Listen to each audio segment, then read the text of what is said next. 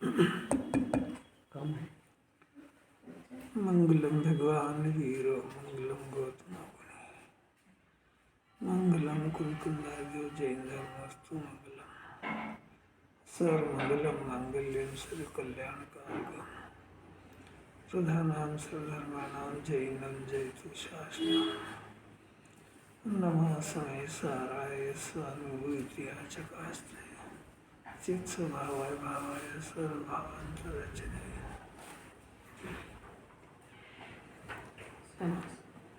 इस प्रकार पाप भाव शुद्धात्मा की स्वानुभूति से बाहर है, उसी प्रकार पुण्य भाव भी स्वानुभूति में प्रवेश नहीं करते और इसी से उन्हें अभूतार्थ कहा है। पुण्य पाप रहित निज शुद्ध आत्मा की भूतार्थ ज्ञायक स्वभाव की अंतर में दृष्टि होने पर स्वानुभूति प्रकट होती है और वही सम्यक दर्शन तथा सम्यक ज्ञान है। इतना बड़ा रहस्य देखो, आत्मा की अनुभूति कैसे होती है। तो पाप और पुण्य से रहित निज शुद्धात्मा की ज्ञायक स्वभाव की अंतर में दृष्टि होने पर स्वानुभूति प्रकट होती है। तो ये स्वानुभूति का ही नाम सम्यक दर्शन और सम्यक ज्ञान है। कितनी अलौकिक बात। निश्चय सम्यक दर्शन और सम्यक ज्ञान आत्मा की अनुभूति होने पर ही पैदा होता है। इस जन्म में अगर ये बात दृढ़ हो जाए, कहीं नहीं ठगाएगा जीवन, नहीं तो सब जगह ठगा जाएगा। थोड़ा शास्त्र पढ़ लेगा तो अपने को सम्यक ज्ञान मान लेगा, थोड़े व्रत उपवास कर लेगा तो अपने को चारित्र मान लेगा, थोड़ा सच्चे देव साहब को छोड़ के कहीं नहीं जाएगा तो अपने को सम्यक दृष्टि मान लेगा। अब धन में भटकेगा अनंत काल तक, निश्चय तो रह ही जाएगा। उससे एक और बहुत बढ़िया इसमें ऊपर बात दी है कि पाप का परिणाम पुण्य का परिणाम और शरीर, बस ये तीनों ही बात है ना। ये तीनों बात कुंदाचार्य ने आत्मा के अंदर जाकर के देखा है। आत्मा के अंदर गए, मैंने शुद्ध उपयोग हुआ, मैंने अपने उपयोग से अपने शुद्ध आत्मा के अंदर ले गए उपयोग से, और आत्मा में जब देखा तो वहाँ ना पाप का परिणाम मिला, ना पुण्य का मिला, ना शरीर मिला। तब जाना गया और तब अंदर से बाहर आए, तब आवाज आई कि मैं पाप और पुण्य शरीर से रहित हूँ। इसके बगैर ये जीव मानेगा नहीं है, क्योंकि इसको ठोस आधार चाहिए। अब ठोस आधार जो गए हैं वही बता सकते हैं। अब उनकी बात का भरोसा करके ये उनको प्रकट करके दिखाए, क्योंकि पाप और पुण्य का भाव से रहित आत्मा है और शरीर से रहित है, इतना आसानी से मानने वाला नहीं है जीव। अब आचार्य तो सिर्फ लक्षण ही बता सकते हैं उसमें कि वो लक्षण है, वही पाप और पुण्य का लक्षण दुख है, शरीर जड़ है। और मैंने अपने आत्मा के अंदर जाकर के देखा तो तीनों चीज़ नहीं मिली। तो मैं तुमको अपने आत्मा का अनुभव करके तुमको बताता हूँ। तुम मेरी भाषा से तुम समझ भी नहीं पाओगे, मानोगे भी नहीं। तो तुम मैं जो कह रहा हूँ वो आत्मा की अनुभूति करके देखना, तब ही मेरी बात प्रमाण होगी। खाली बातों से कोई लाभ होने वाला नहीं है। ये जिनवानी जिद पे है कि जो पदार्थ इसका नहीं है ये उसको न्यारा देखना सीख जाए, ये भ्रम है बस। अब देखो अपना भावार्थ है, 265 नंबर की गाथा का भावार्थ है। बहुत ही अलौकिक चर्चा है। देखो बंद अधिकार में तो आचार्य ने मुक्त स्वभावी आत्मा बंधा क्यों है आखिर। जिन्हें परमात्मा ने केवल ज्ञान के अंदर वस्तु का स्वरूप देखा है। वस्तु मैंने आत्मा का स्वरूप देखा। ये नीचे भी ले रहे हैं सब। अनेकांतिक हेत्वाभास मैंने कभी तो कार्य, देखो इसमें नीचे आ रहा है यार, यदि बाह्य वस्तु के बंध के कारण कहा जाए तो व्यभिचार दोष आता है। यानी कहीं पर तो कार्य दिखाई देता है, कहीं नहीं दिखाई देता है। इसका नाम अनेकांतिक हेत्वाभास है। सब जगह होना चाहिए ना, वो तो आभास हो गया उसको। अभी लेते देखो इसमें, अभी तो बात यह है कि जिन्हें परमात्मा ने केवल ज्ञान के अंदर आत्मा का स्वरूप देखा है। आत्मा का स्वरूप देखा है तो उसमें दो पार्ट है, उसमें दो हिस्से हैं। उसमें एक त्रिकाली हिस्सा है, एक क्षणिक है। त्रिकाली को द्रव्य कहते हैं, क्षणिक को पर्याय कहते हैं। अब द्रव्य और गुण का जो एक पिंड है, इसमें किसी भी तरह का कोई बंधन भी नहीं है, कोई विकार भी नहीं है, कोई प्रणमन भी नहीं है। इसको वास्तविक आत्मा कहते हैं। ये शुद्ध अनादि अनंत एक रूप है। यही सम्यक दर्शन का विषय है। ये हुई आत्मा के एक पोर्शन की बात। इसमें कोई बंधन नहीं होता है, इसमें कोई परिणमन नहीं होता है। अब दूसरी बात है कि इसी की वर्तमान वर्तती हुई दशा जिसको पर्याय कहते हैं, उसमें राग द्वेष मोह का परिणाम भी है, आश्रय भी है, बंध भी है, संयोग में कषाय पर्याय में कषाय भी है। ये सब कुछ उसमें चल रहा है। अभी दो हिस्से हैं। अब ये दोनों को ज्ञान एक साथ जान जाए, क्योंकि दोनों एक ही साथ एक ही समय में है। तो सम्यक ज्ञान उसको कहते हैं जो द्रव्य को द्रव्य रूप और पर्याय को पर्याय रूप जानता है। अब यदि इसके अब निरूपण में तो एक बार में एक ही बात आएगी। कभी द्रव्य की आएगी तो पर्याय की गौण रहेगी, पर्याय की आएगी तो द्रव्य की गौण रहेगी। तो अब जिनवाणी जब आत्मा को शुद्ध कहती है, आत्मा शुद्ध पारणामिक भाव ध्रुव एक रूप है, उस समय में अशुद्धि पड़ी हुई है। तो अशुद्धि पड़ी हुई है, पर वो अशुद्धि गौण है। और जब सम्यक दर्शन कराना है आचार्य को, तो एक धड़ाके से उसको गौण का नाम भी नहीं लेते हैं।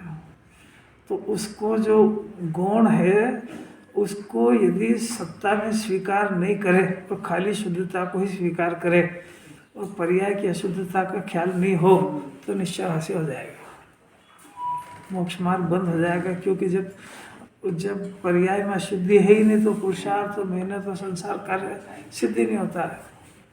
अब दूसरा पक्ष है, तो द्रव्य की शुद्धता को स्वीकार नहीं करता है और खाली पर्याय की अशुद्धि को देख करके, और अशुद्धि है तो वो व्यवहारवासी है।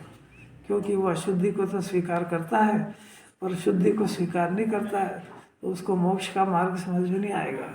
क्योंकि अशुद्धि को दूर करने का प्रयत्न शुद्ध स्वभावी आत्मा के आश्रय से दूर होती है।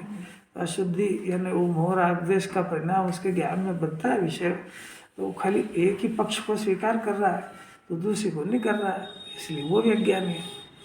निश्चयवासी और व्यवहारवासी, अब वो ये आत्मा की बात समझने में जो गड़बड़ी करते हैं उससे बनते हैं।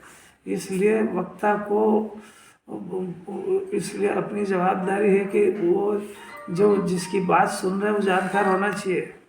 निश्चय और व्यवहार दोनों का, द्रव्य पर्याय दोनों का, एक को गौण करके दूसरी बात करी जाती है, अभाव नहीं करा जाता है।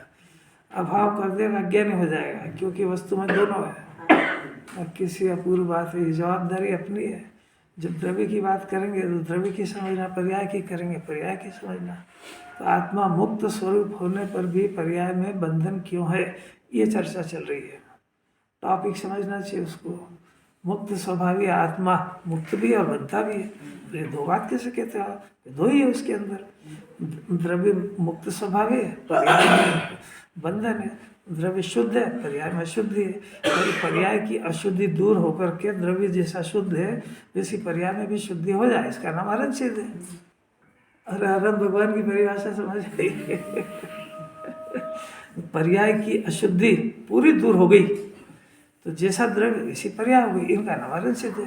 तो परमात्मा पना पर्याय में बनते हैं, द्रव्य में नहीं बनते।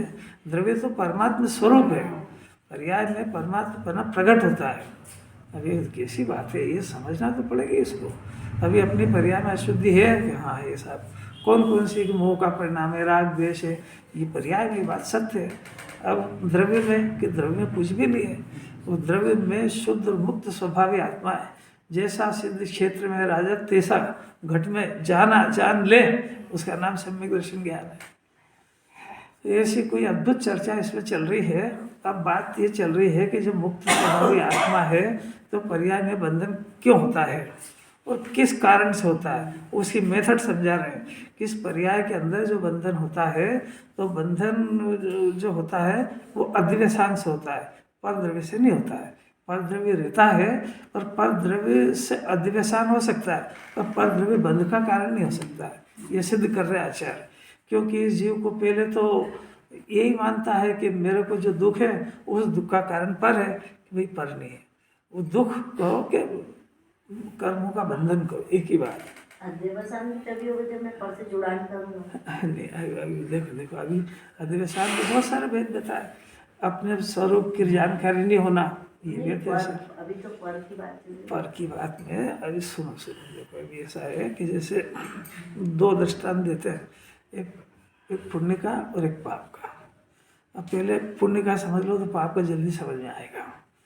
जिन्हें परमात्मा है, पंच परमेष्ठी, अब उनको लक्ष्य किया तो परिणाम इधर हुआ। कौन सा परिणाम हुआ? पुण्य का परिणाम। अब पुण्य का परिणाम हुआ तो उससे बंधन कौन सा होगा? पुण्य का बंधन हो गया। तो अब ये पुण्य का जो बंधन हुआ ये अपने पुण्य के परिणाम से हुआ कि जिन्हें भगवान से हुआ? बस इतना समझ जा रहे हैं तो समझ न्याय हो जाए इतना।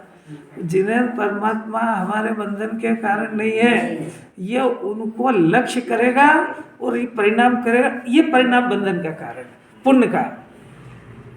बात समझ आ रही? तो बंधन का कारण सिद्ध कर रहे हैं।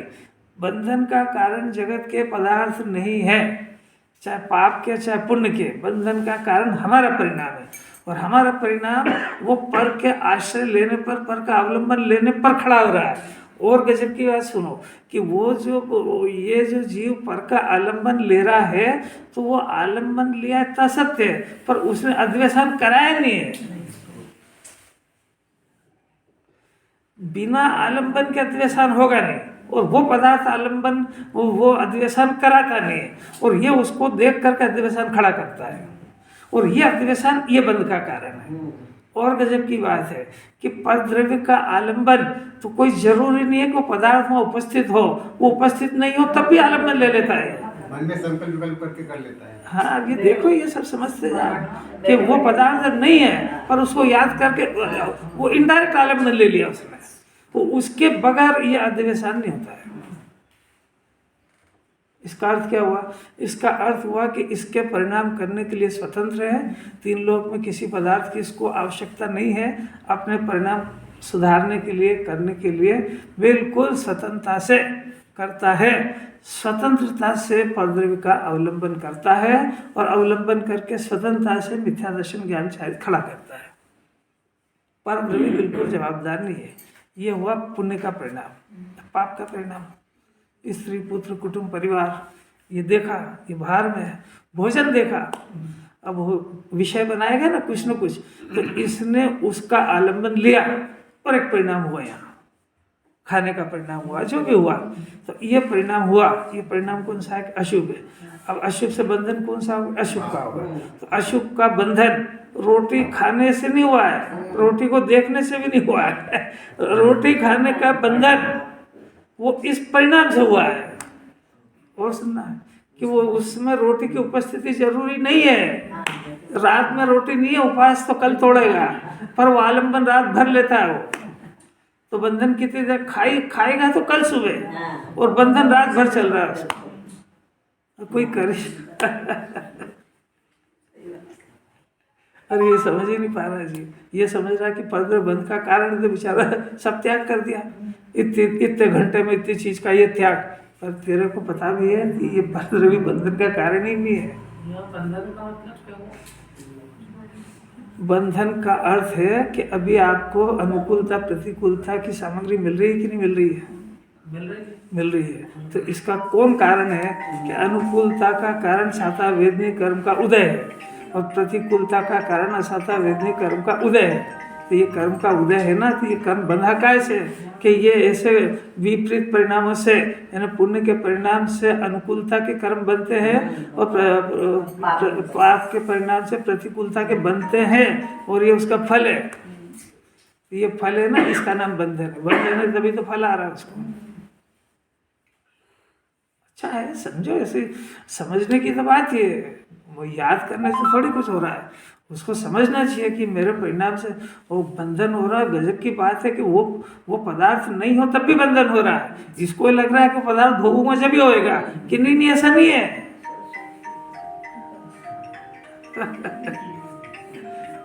कर लो, शांत कर लो, आपको बैठने नहीं देगा शांति से। अपने तो मोक्ष के तो पहचान होती है, अपने फोन ही नहीं आते 8 से 9, हमारे में 9 से 10 से सब प्रवचन में बैठे रहते हैं। अब वो बहुत जरूरी होगा, इसलिए किसी ने लगाया। कैसी अपूर्व बात है, वैसा अंतराय पड़ जाता, सब लिंक ही टूट जाते। बंधन की अलौकिक बात है भाई, अलौकिक बात है। ये परिणाम अभी तो इतनी कठिन पड़ रही है, अभी इससे परद्रव्य से छाट रहे हैं, अभी तो इसको अंदर लेके आएंगे। अभी कुंदाचार को इतने से ज्ञान से सम्यक दर्शन ज्ञान नहीं हो जाएगा। अभी तो इससे सिर्फ इसकी परद्रव्य से संबंधित कर्ता बुद्धि तोड़वा रहे हैं, बाकी ये कोई सम्यक दर्शन ज्ञान नहीं। अभी तो आगे बहुत सारे भ्रम तोड़ना उनको बंध अधिकार के अंदर। अभी तो ज्ञान जिस तरीके से परद्रव्य बंध का कारण नहीं है ना, वैसा परद्रव्य ज्ञान भी परद्रव्य ज्ञान का कारण नहीं है। वो वहां ले जाएंगे अभी अगली गाथाओं। तो ये गाथा इसलिए अच्छी शांति से चला रहे हैं कि इसके आधार पर ज्ञान की बात समझ में आएगी। अगर ये समझ में नहीं आएगी तो वो भी नहीं आएगी। बहुत ताकत है उसमें समझना, आलम्बन तोड़ना, परिणामों को देखना। अब भेद ज्ञान करने के लिए साहब ये तो आपने बंधन की बता दिया, इस बंधन के काल में मुक्त कैसे हूँ ये भी तो बताते जाओ, ये भी तो सुनते जाओ कि भाई जो परद्रव्य जिसका आलम्बन लिया वो अपनी आत्मा से बाहर है, अपना कोई सब वास्ता नहीं है। और ये जो परिणाम हो रहा अद्वेषान, ये विभाव है, स्वभाव नहीं है। कैसी अपूर्व बात है। अद्वेषान और राग का परिणाम ये विभाव है, स्वभाव नहीं है। आत्मा के आश्रय से जो परिणाम पैदा होता है उसका नाम स्वभाव है, और पर के अवलंबन से जो परिणाम पैदा होता है उसका नाम विभाव है, उसका दूसरा नाम अद्वेषान है। कैसी कैसी बात है। बिना पर के जाया गते को तो नहीं बनता करेगा। कैसी अपूर्व बात है। ये पैराग्राफ पढ़ेंगे तो फिर आ जाएगा समझ में। ये उसकी भूमिका ही बना रहे हैं, वही ये उसकी भूमिका ही बना रहे हैं कि एक बार सुन लेगा ना ध्यान से तो उसको जो लिखा सब समझ में आ जाएगा। यहाँ कोई मन से गप्पे थोड़ा ठोकते हैं।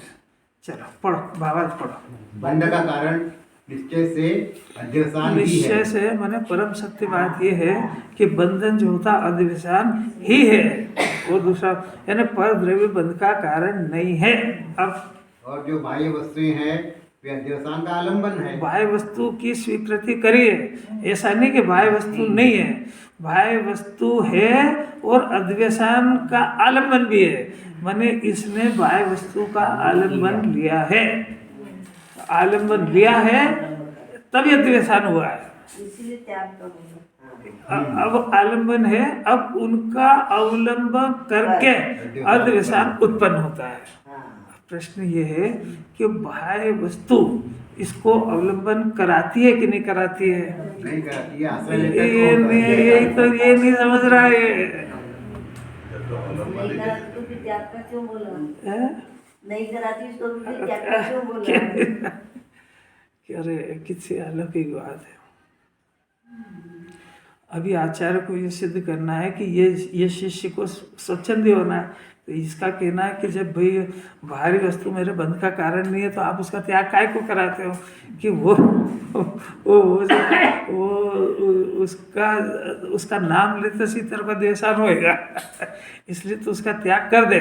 तो त्याग कर दे तो एक जो त्याग करने के बाद उस जाति का परिणाम कंट्रोल हो जाता है। ये सिखा रहे हैं अभी, बाद में तो असली त्याग होता है। पर उसके पहले भी जैसे भी ये अपने को रात्रि भोजन नहीं करना है, तब नहीं करना है ना, तो एक जैसे नहीं करने की प्रतिज्ञा है, संकल्प है, तो उसको परिणाम भी नहीं होएगा। और वो उसको ऐसा चलता है कभी सभी तो उस पर ब्रेक नहीं लगेगा। यद्यपि भोजन बंधन का कारण नहीं है पर उसका आलंबन अवश्य होगा। तो फिर क्या करेगा कि अगर भोजन से त्याग समझेगा तो भोजन का तो त्याग कर देगा और आलंबन चालू रहेगा अंदर।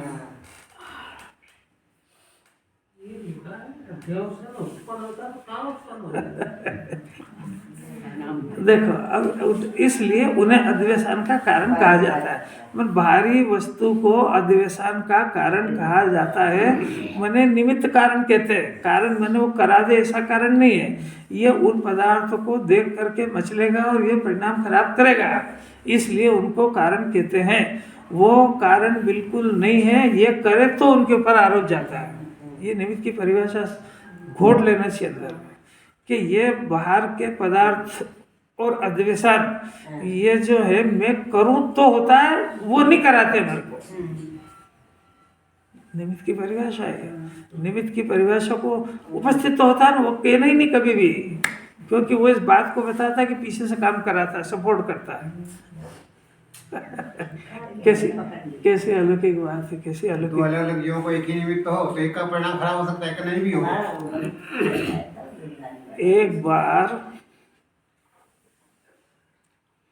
निमित्त और उपादान में, निमित्त जो है कोर्ट में ले गया केस को कि साहब ये उपादान मेरे ऊपर आरोप लगाता है, हमेशा ये आरोप लगाता है कि मैंने इसका काम करा है, मन बिगाड़ा है, जो बिगाड़ा सुधारा जो भी इसने करा है, ऐसा निमित्त का आरोप है।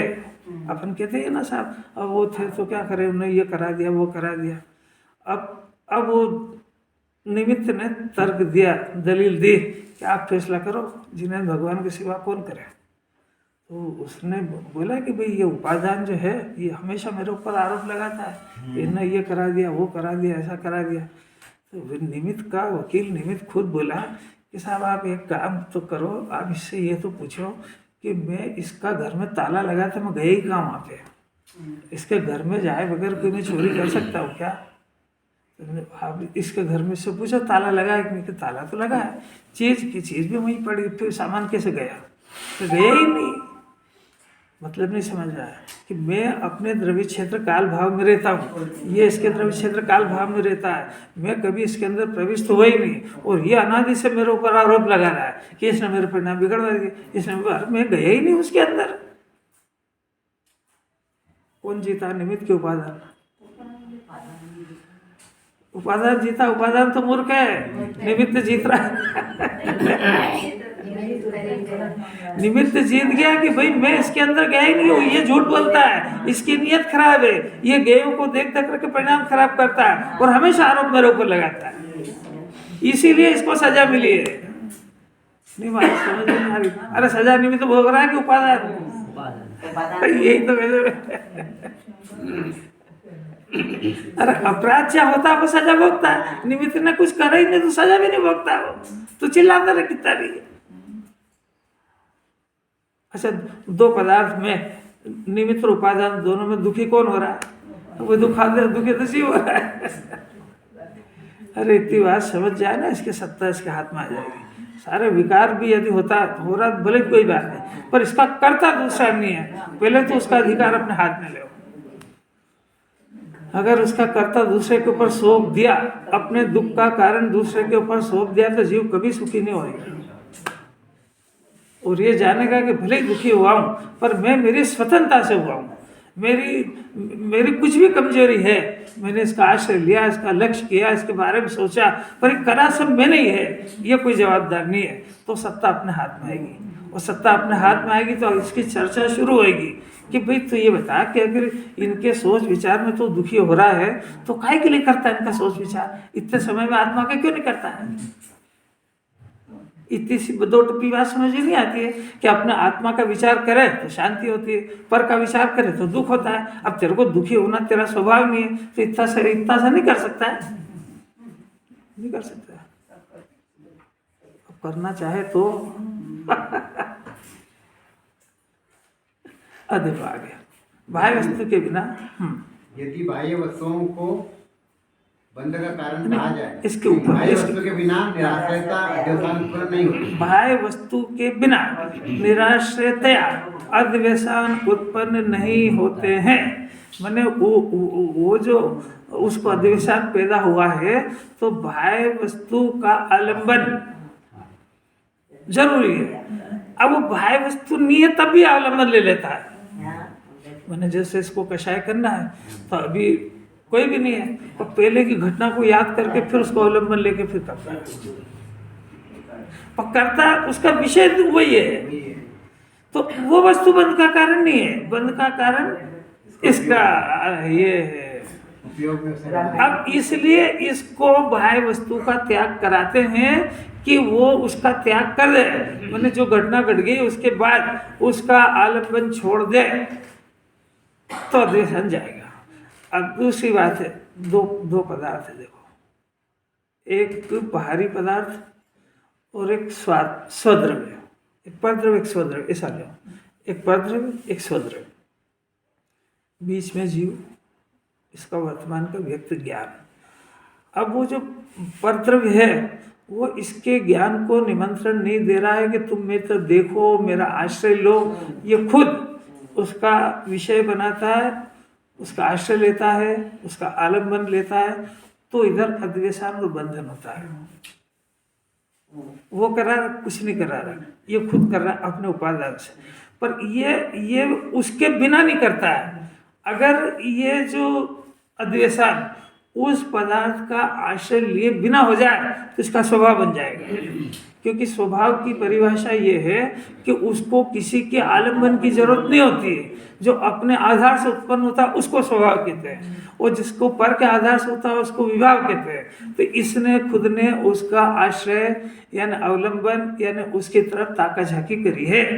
तो ताका झाकी करना ये उसका बंधन का कारण है, वो पदार्थ नहीं है।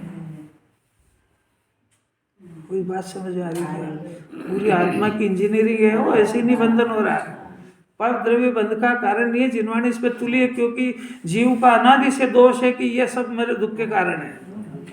मेरे पास शरीर ठीक नहीं है। अब आप बताओ साहब, शरीर में तो रोग हो रहा है, आप कह रहे हो आत्मा की बात करो। अब बताओ, मैं शरीर के चिंतन नहीं करूं तो कर ले, अनादि से कर क्या रहा हो। अब दूसरी बात, परद्रव्य हो गया। अस्वद्रव्य, स्वद्रव्य कभी भी मुक्ति का कारण नहीं है। गजब की बात है, क्योंकि स्व आत्मा अनादि से है। ये जीव जब स्व का अवलंबन लेता है वो मुक्ति का कारण है। कितना निरपेक्ष है। स्वद्रव्य मुक्ति का कारण नहीं, परद्रव्य बंधन का कारण नहीं है। ये उधर आश्रय लेता है तो बंधन होता है, इधर आश्रय लेता है तो मुक्ति। तो आश्रय इज इम्पोर्टेंट। इसका नाम पुरुषार्थ है। वर्तमान की पर्याय में अवलंबन ले न ले, इसका नाम पुरुषार्थ है। और ये जीव को यहाँ पैदा करा रहे हैं, कोई जवाबदार नहीं। आत्मा तुमको कभी भी नहीं कहेगा कि आप मेरी शरण में आओ। तुमको गरज और सुखी होना हो तो उसका तलाश करो, उसका स्वरूप जानो, उसमें लीन हो। लीन होने का अर्थ कोई द्रव्य पर्याय एक नहीं हो जाते, सिर्फ लक्ष्य करना, इसका नाम आश्रय करना। गड़बड़ पर्याय भी है पूरी। हाँ, गड़बड़ पर्याय में मैंने आत्मी गड़बड़ है। ज्ञान हो जाए पर्याय है तो देखो, पर्याय शब्द वापरने में तुम कंफ्यूज हो जाओगे, इसलिए मेरा दोष है। मैं परद्रव्य का आश्रय लेता हूँ 1.5 साल। अब फिर जब स्व का आश्रय लेना तब इसको शंका खड़ी होगी, ये आश्रय लेने वाला स्व, ये कौन दो भेद हो गए। आपकी जरा गहराई से समझो तो क्योंकि पर्याय में तो फिर ये याद कर लेता है, पर्याय में दोष है, पर्याय करती है। तो आप कौन हो? मैं जीव हूँ और ये मेरी पर्याय गड़बड़ कर रही है। तो ये मेरी पर्याय माने एक निश्चय जीव होता है, व्यवहार जीव होता है। तो ये जो दुख चल रहा है व्यवहार जीव खुद खड़ा कर रहा है। तो पहले तो उसको पर्याय शब्द भूल जाओ। उसको मैं दुखी हो रहा हूँ, पर्याय दुखी हो रही, ये नहीं है, कुछ भी समझ ही नहीं आएगा उसमें। वो शास्त्रीय ज्ञान हो जाएगा, चिल्लाता रहेगा सब। पर्याय दुखी हो रही, पर्याय में आप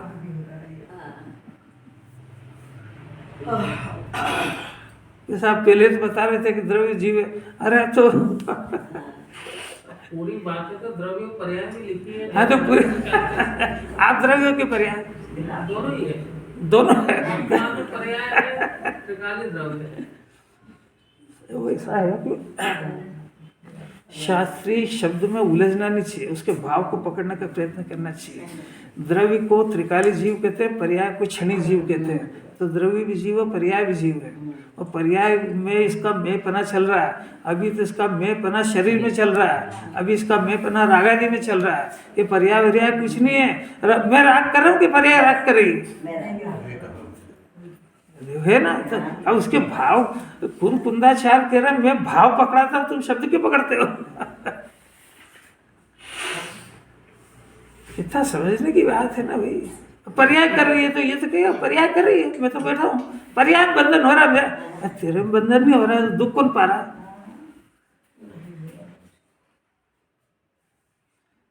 खाने का भाव तो पर्याय में है ना। आपको तो नहीं लग रही भूख? लग रही कि नहीं लग रही? पर्याय भी खड़ा है वो तो।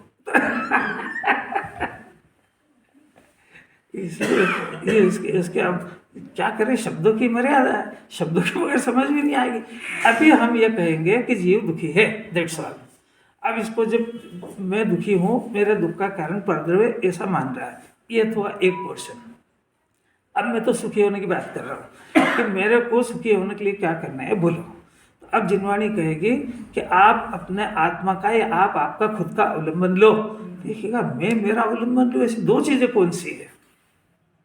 दो बातें कही ना कि भाई आप अपने घर में रहो, ये जीव जब अपने आत्मा का या जीव जब अपने द्रव्य का अवलंबन लेगा, तो दो बात हो गई ना उसमें कि एक अवलंबन जिसका लेना है और एक जो लेने वाला है। तो ये लेने वाला ये आत्मा का ही अंश है, और जिसका लिया जाएगा वही आत्मा है। तो इतनी गहरी बात चलेगी। एक त्रिकाली जीव है, क्षणिक जीव है। क्षणिक जीव है, इसमें क्षणिक जीव में आशा बन संवन सब होते हैं, त्रिकाली जीव में कुछ नहीं होता है। अब ये थोड़ी शास्त्रीय बात आ गई, अब इसको अपने ऊपर खताना है। दुख का कारण मैं स्वयं हूँ। मैं स्वयं हूँ का अर्थ मेरे उपादान से, मेरे पर्याय में मैंने अपनी योग्यता से ये दुख खड़ा करा। अब मैं दुख का कारण मैं हूँ, मैंने अपने त्रिकाली आत्मा को नहीं लगाना वहाँ। जब त्रिकाली आत्मा दुखी हो जाएगा तो सुख किसके आश्रय से होगा? कितनी सब समझने की बात है। क्योंकि शास्त्र ज्ञान तो बहुत हो गया, सबको हो गया शास्त्र ज्ञान। वो अपने ऊपर द्रव्य पर्याय में खता नहीं पा रहा हो। वो कह रहा पर्याय में होता होगा, केवल पर्याय में लगता है राग द्वेष मोह का भाव पर्याय में होता है। आप कौन हो? मोह का भी अर्थ नहीं जानता, राग द्वेष का भी नहीं जानता है। मोह का अर्थ मिथ्या दर्शन होता है, राग द्वेष का अर्थ चारित्र्य कषा है, अद्वेषान दो ही में होता है। मिथ्या दर्शन ज्ञान चारित्र का दूसरा नाम अद्वेषान है। अब अद्वेषान का अर्थ कर्ता बुद्धि भी करते हैं कि जीव के अंदर ये जो कर्तत्व को तो तोड़ने की बात ही चल रही है कि मेरे अंदर दुख हो रहा है, दुख का कर्ता पर को मान रहा हूँ, ये कर्ता बुद्धि तो तोड़वा ही रहे। दिमाग तो घूम जाता है इसका। इसको पता लगे, अरे इसके जीव को पता नहीं है कि इतने पुण्य से आ गया यहाँ। ये पंचम काल के अंदर चारों तरफ अग्नि जल रही है। ये छठे काल की शुरुआत ऐसी होती है कि वो जहाँ पर पंच परमेष्टि से विरुद्ध सीधा का सीधा जो जिन्हें परमात्मा वीतरागता के पोषक वाले हैं, जो इस जीव को वीतरागी और भगवान बनाना चाहते हैं, वहाँ भगवान का ही कर्ता बता रहे हैं। और छठा काल की शुरुआत किसको कहते हैं? जो भगवान किसी को आशीर्वाद नहीं देते हैं, वो क्या हो गया? अच्छा, जो भगवान किसी को आशीर्वाद नहीं देते उनको आशीर्वाद देने वाला बता रहे हैं कि ये भगवान के स्वरूप की और छठा ये और काल की निकृष्टता किसको कहते हैं? जहाँ वीतरागता की बात और आत्मा की बात सुनने का लोभ होता जा रहा है, उस काल में अपना जन्म हुआ और उस काल में अपने को बात सुहा रही है और ये सुनने को मिल रही है कि इससे ऊंची कोई बात नहीं है। अच्छा, ऐसी कोई अलौकिक बातें हैं, अपने को समझ में नहीं आ रहा है कि अपन कितनी ऊंची बातें सुन रहे हो, कैसा पुण्य का उदय है। अब देखो, दो बातें हो गई ना। पर द्रव्य वो आलंबन, वो अद्वेषान का कारण नहीं है। स्वद्रव्य वो मुक्ति का कारण नहीं है। ये जीव स्वयं अपने उपादान से परद्रव्य का आलंबन लेकर के सुखी होना चाहता है तो अद्वेषान होता है। ये जीव परद्रव्य का आलंबन लेकर के खुद ही दुखी होता है, इसका नाम अद्वेषान। ये बंध का कारण है, परद्रव्य बंध का कारण नहीं है। यानी रोटी खाना या रोटी छोड़ना ये बंधन का कारण नहीं है। रोटी मैं खाता हूँ और खाना, ये खाने का जो परिणाम है ये उसके आलंबन से होता है, पर उससे नहीं होता है। तो उसके इसके बंधन के काल में वो रोटी वहाँ हो कि नहीं हो, अगर अद्वेषान है तो बंधन 24 घंटे होएगा।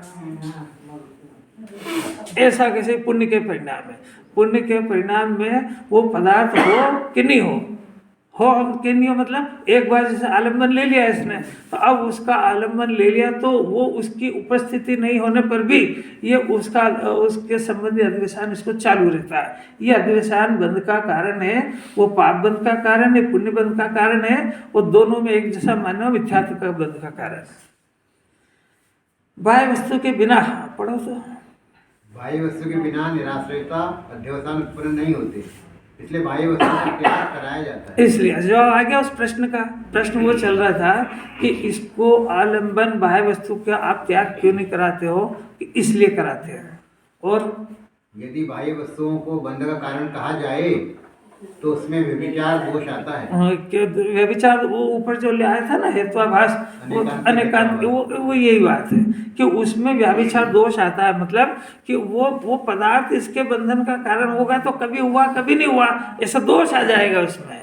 और कारण होने पर कहीं कार्य दिखाई देता है और कहीं नहीं दिखाई देता, उसको व्यभिचार कहता है। एक एक शब्द तो देखो, मुनिराज से चलने में कोई जीव की हिंसा हो गई तब भी उनको बंधन नहीं होता है, और इसने बहुत सावधानी से चला तब भी हिंसा नहीं हुई तब भी बंधन होता है।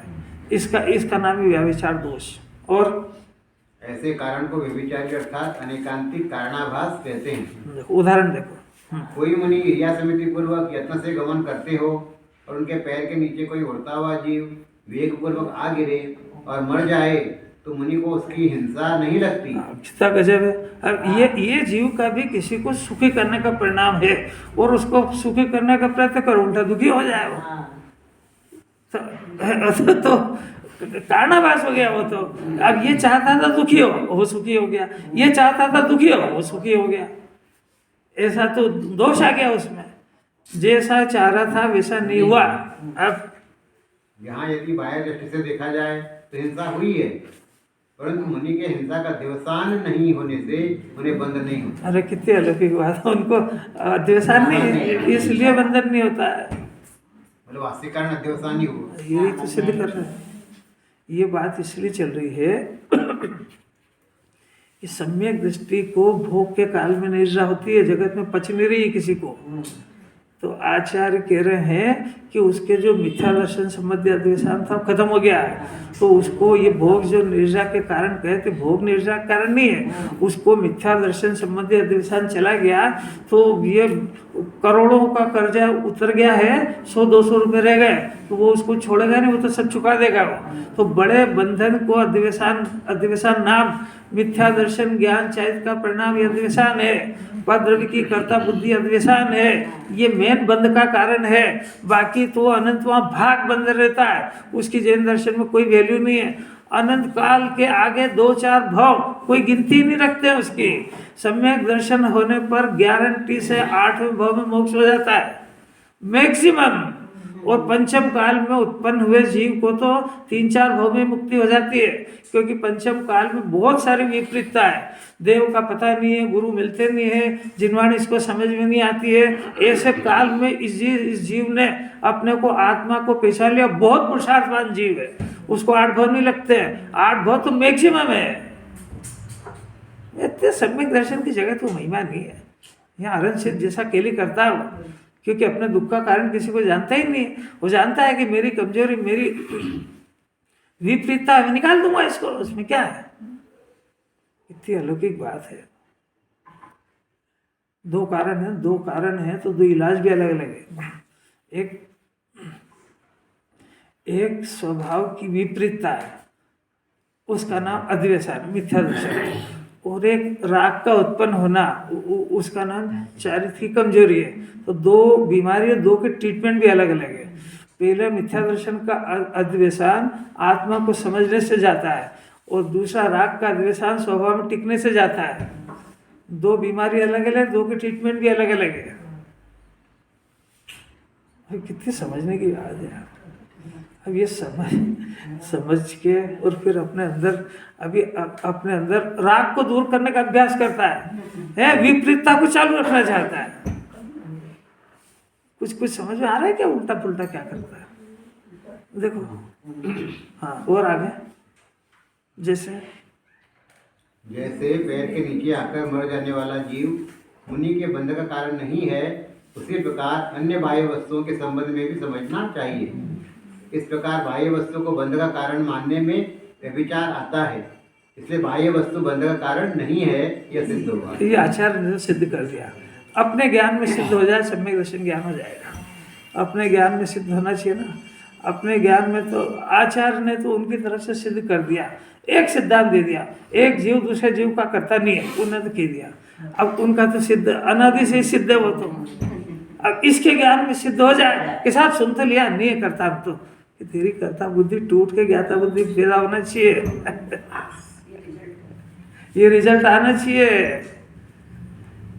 अरे कैसे अलौकिक बात है भाई, जिनवाणी को तो रिजल्ट देखना है। डॉक्टर ने बोला कि भाई देखो आप प्रतिदिन एक्सरसाइज क्या करो और घूमने जाया करो, आपकी तबीयत स्वस्थ रहोगे। कि साहब बस कल से शुरू कर दूंगा, रिजल्ट आता ही नहीं तो जाता है डॉक्टर को बेवकूफ बनाया।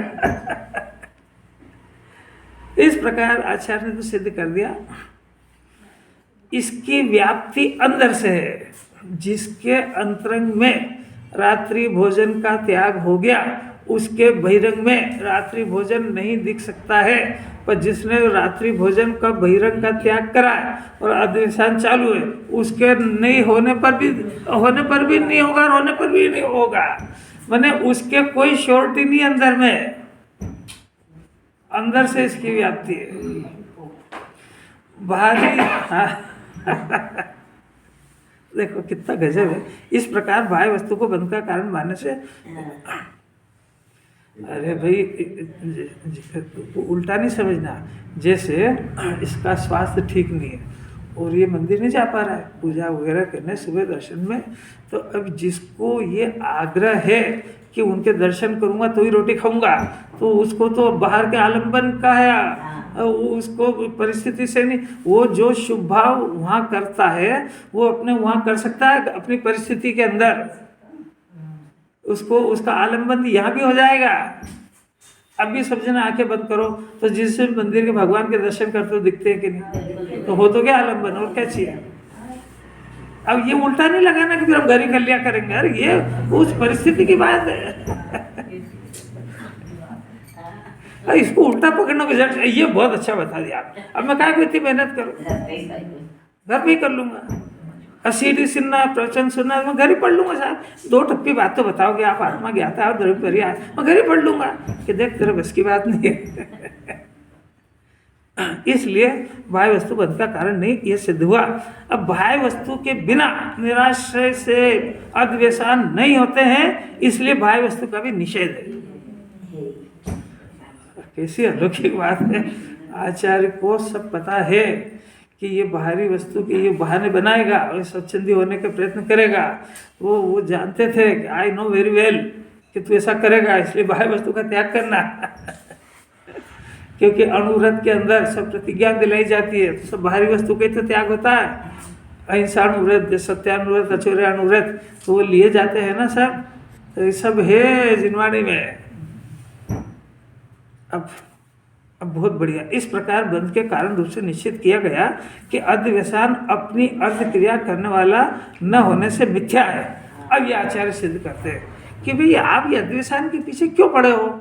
अध्यवसान आपने लगा रखा है, तो ये अध्यवसान इसलिए मिथ्या है कि ये अपना काम तो कर ही नहीं पाता है।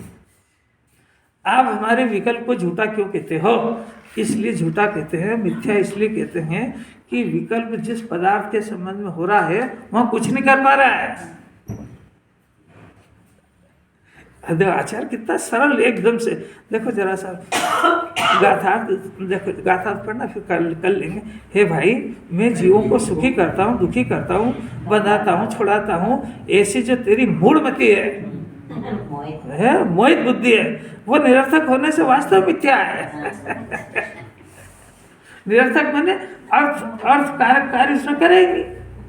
मैंने वो जो करना चाहता था वो करे ही नहीं उसने, इसलिए निरर्थक है। उसको मूढ़मति कह रहा है। सब बातें हो चुकी है पहले। आचार्य कितना सरल, देखो टीका पढ़ लो जरा सी।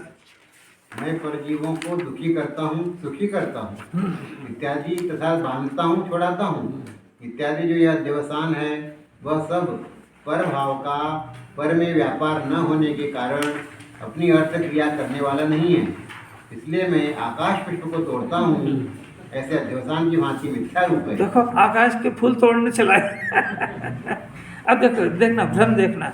मैं पर जीव को दुखी करता हूँ, सुखी करता हूँ, बंधाता हूँ, छोड़ाता हूँ, ये ऐसा करता है कि भ्रम करता है? और ये भ्रम का नाम दिव्यसान है। अगर ये ऐसा कर लेता तो इसको सत्य ज्ञान कहते हैं ना, मिथ्या ज्ञान क्यों कहते हैं? तो कैसा आचार्य, कैसा गजब करे भाई। तू जो कार्य चाह रहा है वो अदिव्यसान झूठा इसलिए कि तू काम तो कर ही नहीं पाए।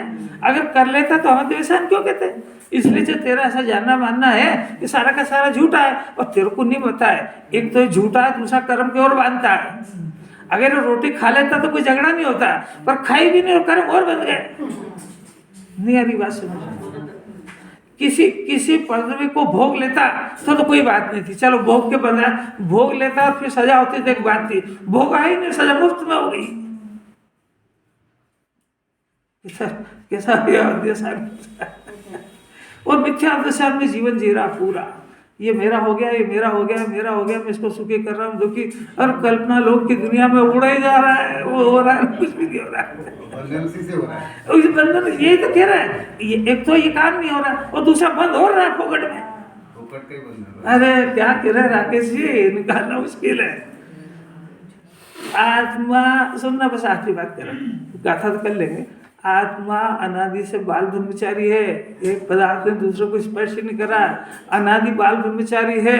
अब ये बाल ब्रह्मचारी है और किसी द्रव्य को भोग लेता तो कोई दिक्कत नहीं थी, भोग पाया नहीं और कर्म और बन गए ये फालतू के। रोटी खा लेता तो कोई बात नहीं थी, नहीं खाई और बंद हो गया। ये किसी जीव किसी घर की चोरी कर लेता, किसी का बिगाड़ देता तो कोई बात नहीं, बिगाड़ा ही नहीं और असत और बांध लाया। ये सब अपने लिए संसार खड़ा कर रहा है कि दो टप्पी बात है, समझ जाए तो न्याय हो जाए। मुक्ति होना, इसको मुक्त होना अपने आप बहुत सरल है, समझ में आ जाए वैसे इतनी देर है। और इतनी सी दो टप्पी बात मैं गए कि पीछे अपना परिणाम क्यों खराब करूं? अरे इतनी बात में तो न्याय हो जाएगा।